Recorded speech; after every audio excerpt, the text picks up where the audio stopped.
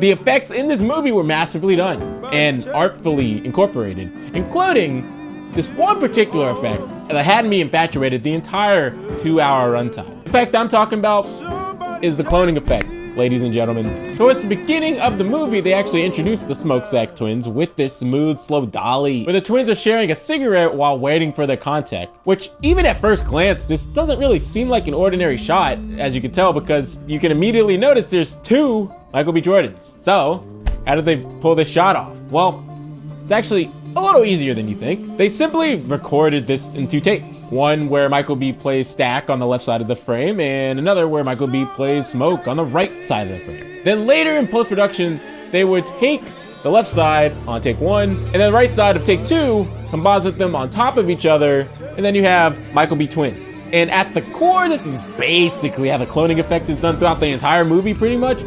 But although the concept itself is simple, it gets way more complex. I'd be lying if I said this shot was just a simple split screen, right? The split screen effect becomes easy when the shot is a static one, so it's not moving at all, and even easier when the actors aren't interacting with each other. But as you can see here in Sinners, the shot dollies and the twins are puff passing a cig, so all of a sudden the shot got a bit harder. To pull off the camera movement, they used a robotic camera dolly, and this is important to note. I mentioned the split screen effect being easier when the camera is static and still, right? And that's mainly because that keeps the visual elements of the frame exactly the same between the 2 takes. Without the camera moving, all of the visual information the camera is capturing stays consistent between the takes and should remain unchanged, so when you composite them together, the final shot is seamless. You have twins. The effect begins to break, however, when any of the visual elements aren't constant. When you start adding camera movement, however, like in Sinners, for example, the new challenge comes of how do you keep the scene and the background elements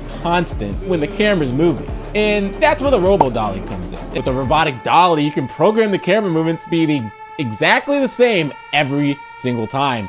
There's no human element of operation or guesstimating to consider. The camera will capture the exact same shots down to the mathematical degrees. Everything will be in the same place. So when you combine these multiple takes with these multiple clones you're trying to create, it will line up despite the camera movement. They would program their robo jib, have Michael B. Jordan perform as Smoke.